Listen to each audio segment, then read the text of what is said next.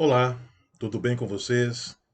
Eu sou o Alisson, professor de História, e eu gostaria de falar a respeito do tema da semana 2 do primeiro PET, do primeiro ano do ensino médio, a Era Vargas. O Getúlio Dornelles Vargas foi com certeza o principal e mais importante presidente da República do Brasil. Ele permaneceu no poder por 18 anos e meio, sendo que 15 anos de maneira ininterrupta, de 1930 a 1945. Mas mesmo esse primeiro período de 15 anos não foi homogêneo, né? Existiram várias fases dentro deste período. O governo de Vargas tem início após a chamada Revolução de 30, né? Pelo menos é o nome pelo qual é conhecido, né, esse momento de ascensão de Vargas ao poder.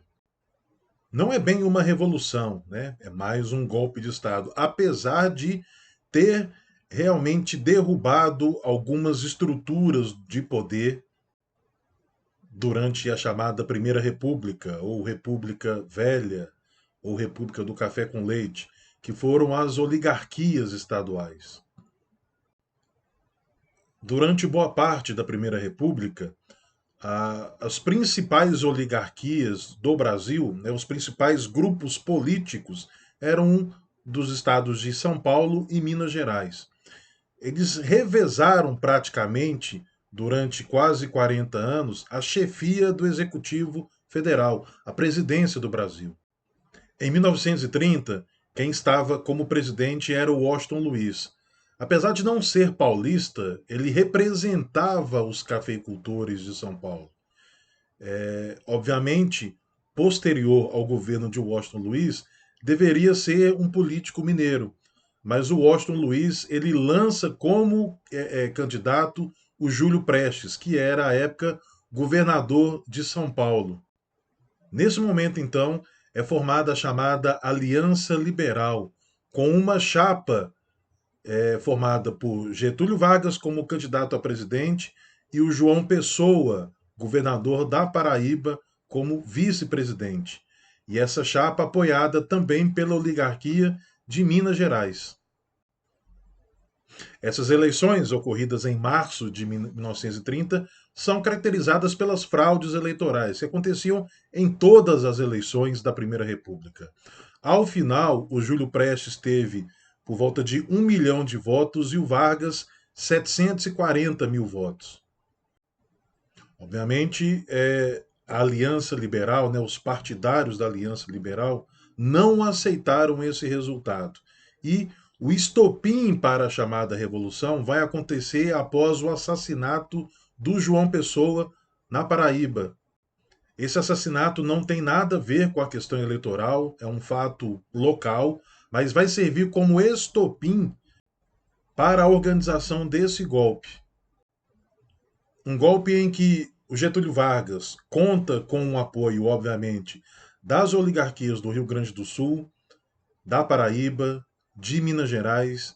Ele conta também com o apoio de forças liberais, né, de grupos políticos liberais, democratas, e a força bélica militar dos chamados tenentes. O movimento tenentista teve início, né, no começo dos anos 20, 1922, eram setores, né, oficiais do Exército Brasileiro insatisfeitos com os governos da Primeira República, exigiam a participação, né, do Exército no poder. Então, esses grupos estão ao lado de Vargas quando, ao final de outubro, início de novembro, Washington Luiz é derrubado. Então, Júlio Prestes ele não assume como presidente. Né? Em novembro, é iniciado um governo provisório, tendo como chefe o Getúlio Vargas.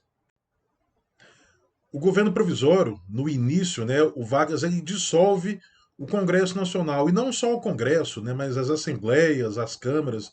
O Vargas ele passa a governar por decreto. E a maior parte dos antigos governadores são derrubados e são colocados interventores, né? Vargas escolhe interventores para, né, governar os estados. A maior parte desses interventores são os seus aliados militares, os tenentes. E esses tenentes, ou melhor, esses interventores, eles estão subordinados ao poder central na capital, Rio de Janeiro. Obviamente, a oligarquia, né, os grupos de poder de São Paulo, eles ficaram inconformados com esse governo de Getúlio Vargas. Eles foram, obviamente, excluídos de todo esse processo político.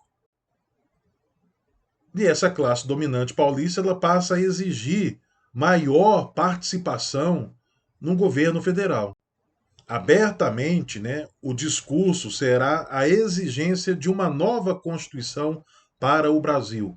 O Vargas, como chefe de um governo provisório, ele cria um código eleitoral, mas ele não conclama eleições para uma Assembleia Nacional Constituinte e os paulistas, eles com um discurso aberto de exigir uma nova Constituição para o Brasil. Mas, obviamente, por trás desse discurso de Constituição estava o desejo da elite paulista de derrubar o Vargas para retomar o poder.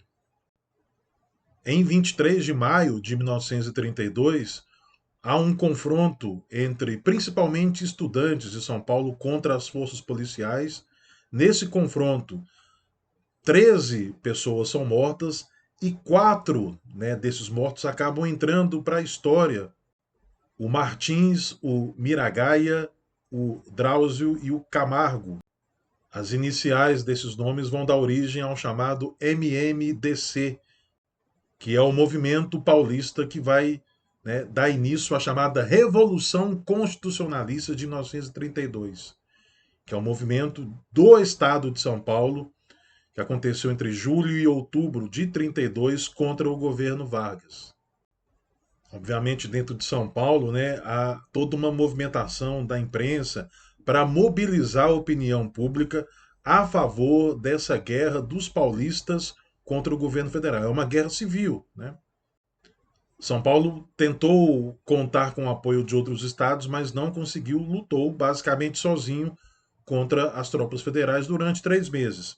No final, a vitória, né, das tropas de Getúlio Vargas, das tropas legalistas contra os paulistas.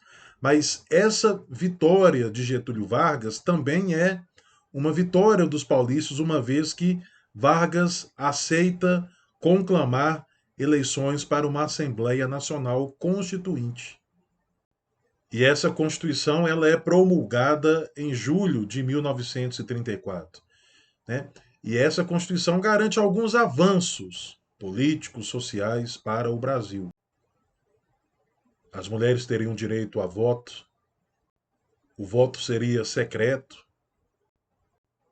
Também houve aí um princípio, né, de autonomia sindical, também algumas medidas nacionalistas, como a nacionalização das jazidas minerais e das quedas d'água, né?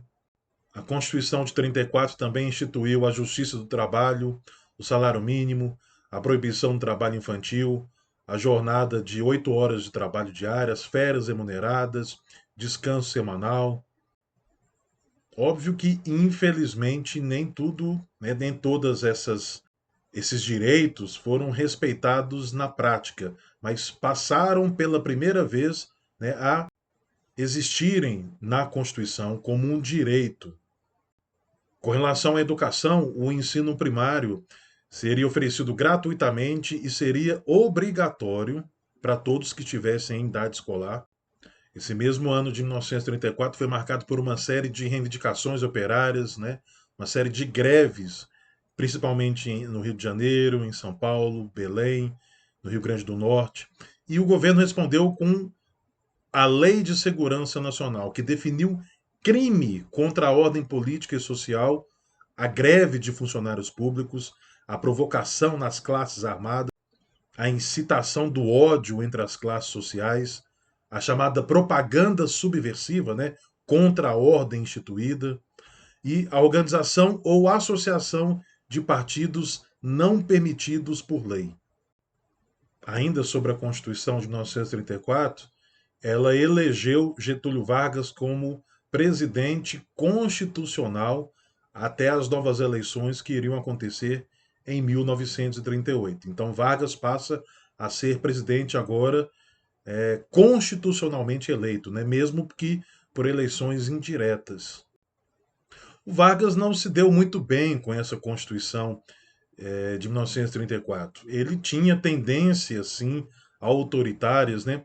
E o próprio mundo estava com esses ventos autoritários, né? A democracia liberal, ela era muito criticada, tanto à esquerda quanto à direita. Você tem o nazismo italiano, o fascismo na Itália, o stalinismo na União Soviética, né? Então, tanto a direita quanto a esquerda, regimes totalitários. E esses ventos, né, influenciaram o Brasil, esses ventos totalitários influenciaram o Brasil. Existiu a chamada Ação Integralista Brasileira, uma organização que era fascista, liderada pelo Plínio Salgado, né? Então com ideias bem conservadoras, resumidas no lema Deus, Pátria e Família. Do outro lado, você tem um movimento chamado ANL, a Aliança Nacional Libertadora, um movimento que conglomerava partidos e movimentos de esquerda, né? Socialistas, comunistas, tinha como máxima, né, pão, terra e liberdade, e era liderada pelo Luiz Carlos Prestes. Em 1935, o Vargas ele colocou a Aliança Nacional Libertadora na clandestinidade, porque ele proibiu a existência desse movimento. E em novembro, né, do mesmo ano, 1935, há a chamada Intentona Comunista, uma tentativa de golpe, né, de tentativa de tomada do poder, liderada pelo Luiz Carlos Prestes. Ele contava com o apoio de alguns agentes internacionais enviados pela União Soviética e também por alguns militares, né, em alguns quartéis no Rio de Janeiro, no Nordeste, mas essa tentativa ela já surgiu derrotada. Não contou com o apoio da população, não contou com o apoio dos militares, então foi facilmente vencida, né? Milhares de pessoas foram presas, entre elas, né, o Luiz Carlos Prestes e a sua companheira, a alemã Olga Benário, né? A Olga era alemã, judia e comunista. Ela é presa e o Vargas ele a envia para a Alemanha, né? Na verdade, o Supremo Tribunal Federal autoriza a extradição dela, mesmo que à época ela estivesse grávida, né, de uma filha do Luiz Carlos Prestes, então grávida de um brasileiro, mas ela é extraditada para a Alemanha e ela futuramente ela morre num campo de extermínio nazista em 1942.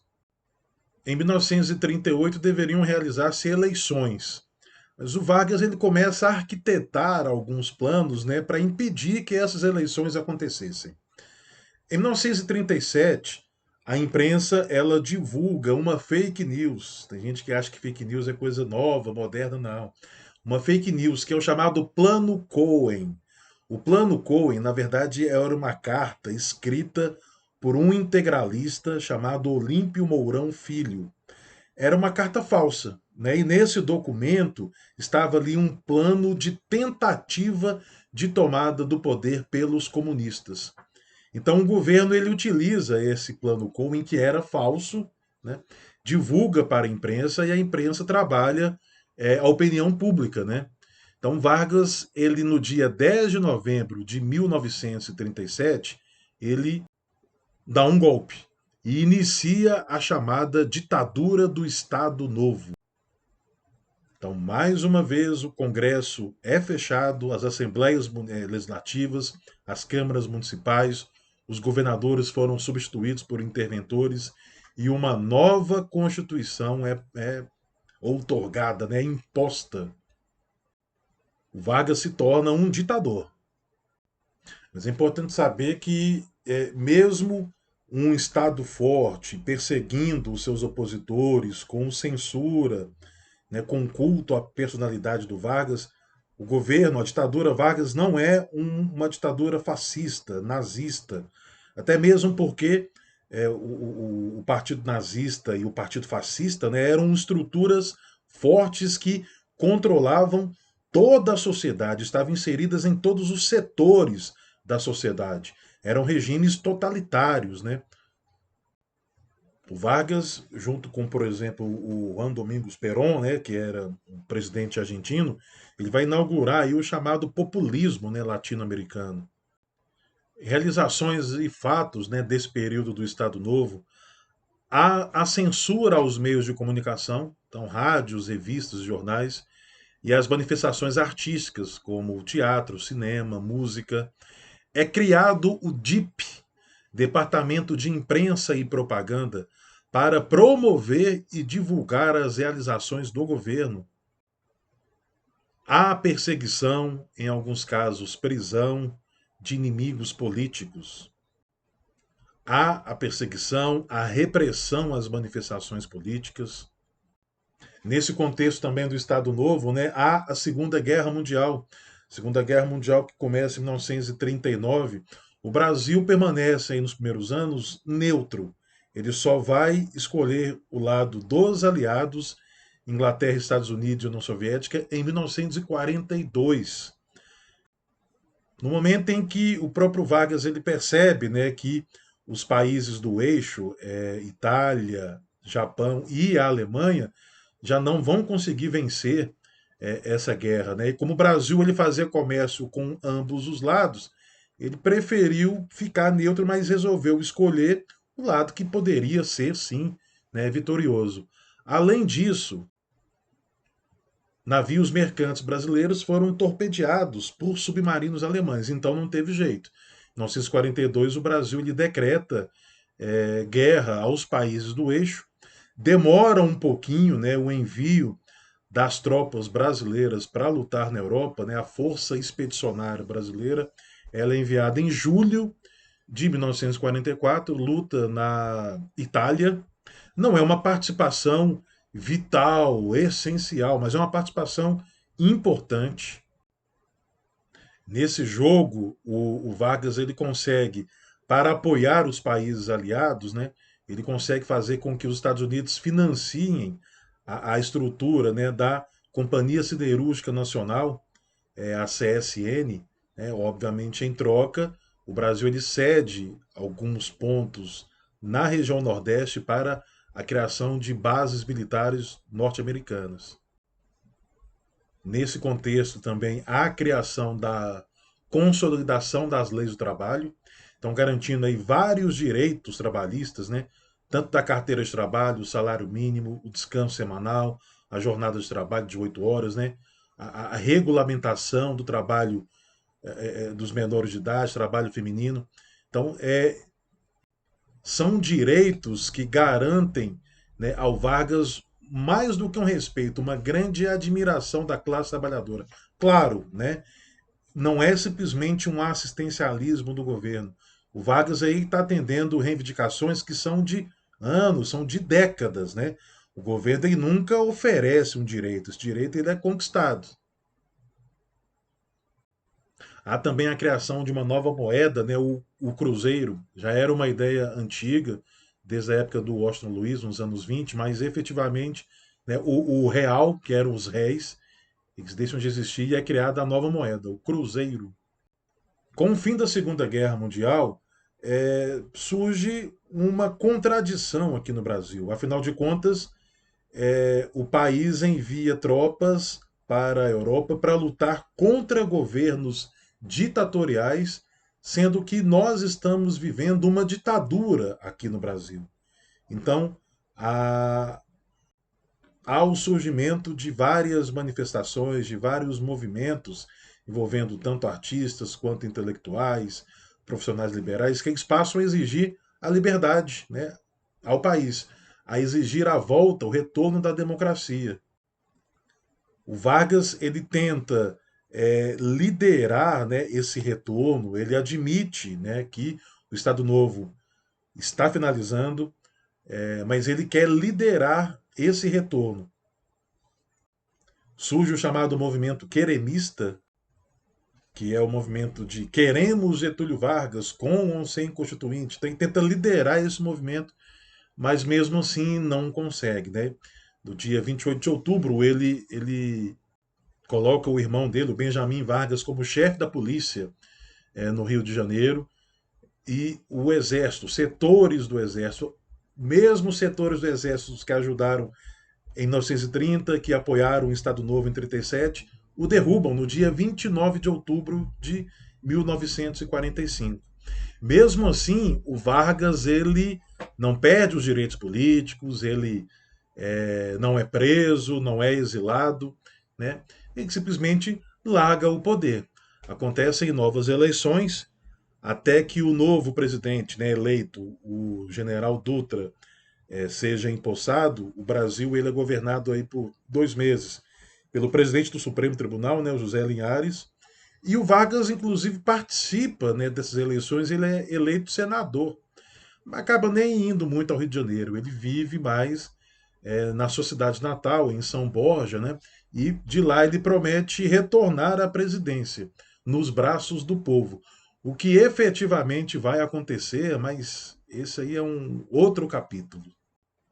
Espero que esse vídeo tenha ajudado vocês a dar uma melhor compreensão, né, desse tema. Eu, junto com o vídeo, irei postar no Google Sala de Aula um texto complementar para ajudá-los não só na realização dessas atividades, mas também na compreensão do tema. E é isso. Até a próxima. Falou!